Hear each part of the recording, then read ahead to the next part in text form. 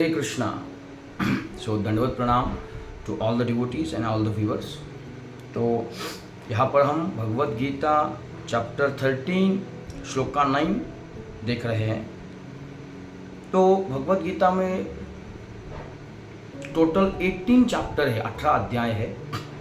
वहाँ पर पहले 6 जो अध्याय है वो कर्मयोग कहलाते हैं। बीच के जो 6 अध्याय है जैसे 7 से लेकर 12 तक ये भक्ति योग के बारे में बताते हैं, और लास्ट की जो 13 to 18 ये जो 6 अध्याय है ये क्या करते हैं, इसको ज्ञान योग कहा जाता है।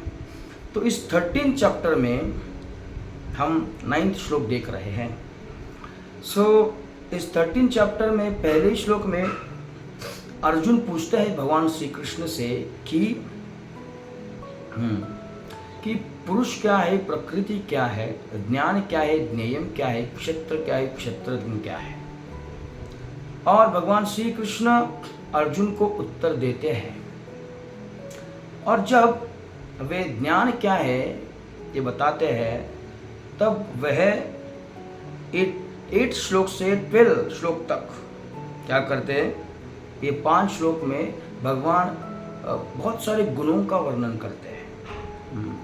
अगर ये गुण किसी व्यक्ति में होंगे तो निश्चित रूप से वह आध्यात्मिक ज्ञान की प्राप्ति कर पाएगा। तो भगवान अर्जुन को बताते हैं एक श्लोक में, तद्विद्धि प्रणिपातेन परिप्रश्नेन सेवया उपदेक्षन्ति ते ज्ञानम ज्ञानिनः तत्वदर्शिनः। वो बताते हैं अर्जुन को कि तद्विद्धि प्रणिपातेन परिप्रश्नेन सेवया, जो आध्यात्मिक गुरु है कि जो गुरु शिष्य परंपरा में आते हैं, क्योंकि भगवान ये भी बताते हैं ये जो आध्यात्मिक ज्ञान है एवं परंपरा प्राप्तिम इमं श्रादर्शयो विदु, ये जो ज्ञान है वो आध्यात्मिक गुरु शिष्य परंपरा में चलता आ रहा है। तो आपको क्या करना है, जो अधिकृत गुरु शिष्य परंपरा है वहाँ आपको क्या करना है, एक आध्यात्मिक गुरु की तलाश करके प्रणिपात करना है, मतलब उनकी शरण लेना है आप, और उनकी सेवा करनी है, सेवया। और फिर आपको क्या करना है, परिप्रश्न करना है। हमें क्या करना है, उनसे बहुत ही नम्रतापूर्वक सवाल पूछने हैं। अगर हम ऐसा करते हैं तो वो आध्यात्मिक गुरु जो है वो क्या करेंगे, ज्ञानिनः तत्वदर्शिनः, क्योंकि उन्होंने तत्व जान लिया है, तो वो आपको उपदेक्षन्ति ते ज्ञानम, वो क्या करेंगे, आपको वह आध्यात्मिक ज्ञान प्रदान करेंगे। और अगर कोई व्यक्ति ऐसे आध्यात्मिक गुरु को और गुरु के प्रति शरणागत होता है तो नेचुरली उस व्यक्ति में यहाँ पर जो भगवान गुणों का वर्णन कर रहे हैं 13 चैप्टर में, वे गुण उसमें विकसित होंगे, और ऐसा व्यक्ति आध्यात्मिक ज्ञान लेने के लिए पात्र है। तो भगवान 8th श्लोक से शुरू करते हैं और वहाँ पर बताते हैं अमानित्वम मीन्स ह्यूमिलिटी, देन भगवान बताते हैं प्राइडलेसनेस, उसके बाद नॉन वायलेंस अहिंसा, फिर टॉलरेंस, सिंप्लिसिटी, ऐसे गुणों का वर्णन करते हैं। आगे भी वो बताते हैं आचार्य उपासनम, approaching a bonafide spiritual master. Bonafide इसका अर्थ यह है अधिकृत। तो अगर हम अधिकृत जो गुरु है उनकी शरण लेते हैं तो निश्चित रूप से हमें ज्ञान की प्राप्ति होगी। अब चलते हैं 9th श्लोक में, वहाँ पर फिर भगवान बताते हैं इंद्रियार्थेषु वैराग्यम अहंकार एव च, वैराग्यम अनअहंकार एव च, जन्म मृत्यु जरा व्याधि ही व्याधः दुख दोष अनुदर्शन। यहाँ पर भगवान बता रहे हैं इंद्रियार्थेषु वैराग्यम, तो हम जो इंद्रिय तृप्ति कर रहे हैं इस भौतिक जगत में, उससे हमें अनासक्त होना है, धीरे धीरे डिटैच होना है। क्योंकि जो सुख और दुख का हम अनुभव करते हैं इस जगत में, वो कैसे है, सुख और दुख आते जाते रहते हैं। आगमा अपायिन अनित्या, वो अनित्य है, टेम्पररी है। तो यह जो सुख दुख है, ऐसा नहीं है कि ये कभी स्टॉप हो जाएंगे। जब तक हम इस भौतिक जगत में हैं तब तक ये चलता ही रहेगा। कभी सुख आएगा तो कभी दुख आएगा, अभी दुख है तो कल सुख आएगा, ये चलता रहेगा। तो वहां पर भगवान श्री कृष्ण बताते हैं अर्जुन को, ताम तितिक्षस्व Bharat, try to tolerate them, हमें सहनशील होना चाहिए। ये जो सुख दुख आ रहे हैं इससे हमें डिस्टर्ब नहीं होना है। अगर हम डिस्टर्ब होते हैं इस छोटे सुख दुख से, तो हम आध्यात्मिक ज्ञान की प्राप्ति कैसे कर पाएंगे। और जब व्यक्ति आध्यात्मिक ज्ञान की प्राप्ति करता है तो धीरे धीरे वो व्यक्ति ऐसे सुख दुखों से विचलित नहीं होता। ओके, तो अगले लाइन में और फिर वहां पर बताते हैं भगवान, अनअहंकार एवच, ये सुख दुख जो है एक केवल सेंसेस जो है, इंद्रिय है, इनसे हमें आते हैं, तो इससे हमें क्षुब्ध नहीं होना है। और वहाँ पर फिर वो बताते हैं अनअहंकार मतलब बीइंग विदाउट फॉल्स ईगो। सो हम जो आइडेंटिफाई करते हैं फॉल्स ईगो, इसका मतलब यह है कि हम इस बॉडी के साथ खुद की आइडेंटिटी देखते हैं, तो ये फॉल्स ईगो है। तो ये जो अहंकार हमें होता है ये मिथ्या अहंकार कहलाता है। तो इससे हमें क्या होना है, अनासक्त होना है। और आगे के लाइन में इस श्लोक के भगवान कहते हैं, जन्म मृत्यु जरा व्याधि दुख दोष अनुदर्शन। तो यहाँ पर भगवान मनुष्यों के नहीं बल्कि सभी जीवों के प्रॉब्लम बता रहे हैं, रियल प्रॉब्लम बता रहे हैं। तो यहाँ पर भगवान बता रहे हैं जन्म मृत्यु जरा एंड व्याधि, ये चार जो प्रॉब्लम है ये रियल प्रॉब्लम है। अब रियल प्रॉब्लम क्या है?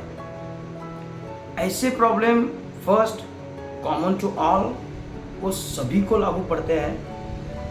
Common to all, nobody wants it, किसी को वो नहीं चाहिए।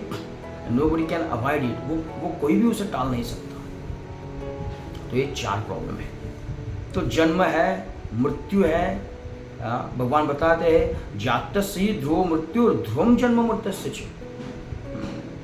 जो जिसने जन्म लिया है उसका मृत्यु निश्चित है, जिसका मृत्यु हुआ है उसका जन्म निश्चित है। कब तक ये चलेगा? जब तक हम खुद को नहीं जानते तब तक ये चलता ही रहेगा। हम दुख क्यों, हम सुख की क्या कर रहे, सर्च में है, हम सुख की तलाश में है, लेकिन हम ये नहीं जान पा रहे हैं कि सुख कहाँ है और हमें उसको कहाँ खोजना है। Yes, we don't know where the real happiness exist. Because of that we are just searching and searching and searching and struggling only. सिर्फ हम स्ट्रगल ही कर रहे हैं।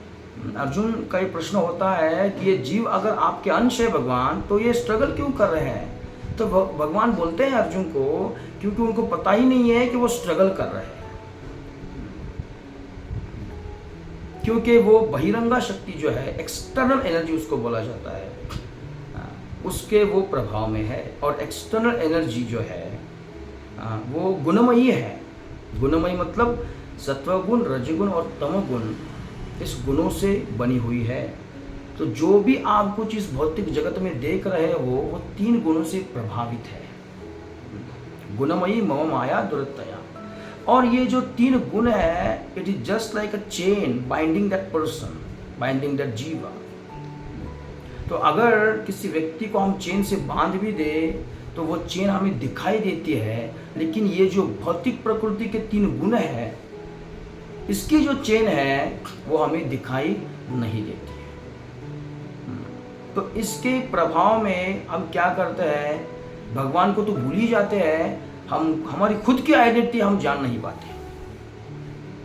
तो जैसे हम खुद की आइडेंटिटी जान पाएंगे कि मैं एक शुद्ध आत्मा हूँ, भगवान का अंश हूँ, गोपी भरतूर पद कमलयोर दास दासानुदास, हम एक भगवान के भक्तों का मैं सर्वेंट हूँ, दास हूँ, भगवान का मैं दास हूँ, यह अगर कोई जान लेता है तो वही उसकी स्वाभाविक स्थिति है।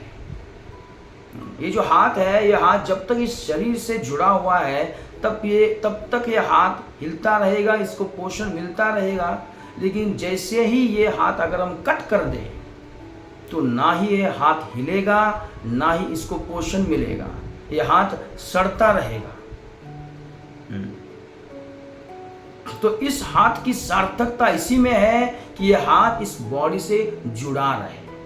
वैसे ही हम क्या कर रहे हैं, हम भगवान से विमुख होके यहाँ पर इस भौतिक जगत में आए हैं सुख की तलाश में। हालांकि देखा जाए तो सुख तो आध्यात्मिक जगत में है, और यहाँ पर जो हमें सुख दिखाई देता है वो आध्यात्मिक जगत का विकृत प्रतिबिंब है। आध्यात्मिक जगत में जो सुख पाया जाता है उसका विकृत प्रतिबिंब इस भौतिक जगत में हमें दिखाई देता है, और उस विकृत प्रतिबिंब को हम वही सुख मानते हैं और इसके पीछे हम भाग रहे हैं।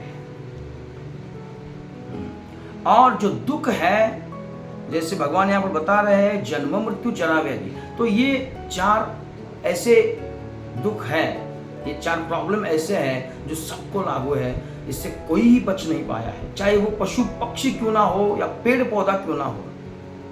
उसे जन्म लेगा, उसको मरना है, उसको रोग होगा, उसको डिसीज भी होगा। तो ऐसा ज्ञान कि जो हमें इस 4 चीज़ों से परमानेंटली मुक्त करता है, तो वो ज्ञान हमें सुनना है, वो ज्ञान हमें लेना है। और जो बाकी के जो प्रॉब्लम हमारे हैं, जैसे पानी नहीं आ रहा है, कोई दूसरा व्यक्ति हमें परेशान कर रहा है, तो ये आदि दैविक, आध्यात्मिक और आदि भौतिक क्लेश में आता है। जैसे फॉर एग्जाम्पल आदि भौतिक क्लेश, इसका मतलब यह है कि suffering caused by other living entities, दूसरे जीवों से हमें अगर दुख हो रहा हो, हम उससे अगर सफर हो रहे हो, तो उसको आदि भौतिक क्लेश कहा जाता है। जैसे अगर आपके बॉस आपको परेशान कर रहे हो, या नेबर परेशान कर रहा हो, या अगर कोई मॉस्किटो हमें अगर परेशान कर रहे हैं, तो ये आदि भौतिक क्लेश है। आध्यात्मिक क्लेश इसका अर्थ है अपने खुद के मन और शरीर से हमें दुख होना, इसको आध्यात्मिक क्लेश कहा जाता है। और जो नेचुरल कैलामिटीज है, जिसकी सुनामी है, कोई भूकंप है, इसको आदि दैविक क्लेश कहा जाता है। तो हमारी जो प्रॉब्लम है ये इसमें समेटे हुए हैं, आदि भौतिक, आध्यात्मिक एंड आदि दैविक क्लेश। बट ये जो प्रॉब्लम है, जन्म मृत्यु, जरा मीन्स वार्धक्य एंड डिसीज मीन्स व्याधि, ये जो 4 प्रॉब्लम है ये कॉमन है, इससे हमें बाहर आना है। तो एक मित्र ने मुझे एक रील भेजी जो बहुत ही वायरल है, इसे वो मुझे बोल रहे थे, और आप वो सुनो, उसमें बताया गया है, बहुत अच्छा बताया गया है। तो मैंने उनको पूछा बाय सेंडिंग अ मैसेज कि क्या वो हमारी ये जो परमानेंट प्रॉब्लम है, 4 जन्म मृत्यु जरा व्याधि, इससे क्या वो परमानेंट छुटकारा पाने के लिए कुछ बता रहे हैं कि क्या करना है। क्योंकि प्रॉब्लम यह है, पुनरपि जननम पुनरपि मरणम पुनरपि जननी जठरे शयनम, श्रीपाद शंकराचार्य बताते हैं ये हमारा प्रॉब्लम है। संघर्ष क्या है? पैसा कमाना और प्रॉब्लम सॉल्व करना, ये संघर्ष नहीं है। संघर्ष यह है कि हमें पुनः पुनः जन्म लेना पड़ता है, पुनः पुनः हमें मृत्यु का सामना करना पड़ता है, यह प्रॉब्लम है, यह संघर्ष है।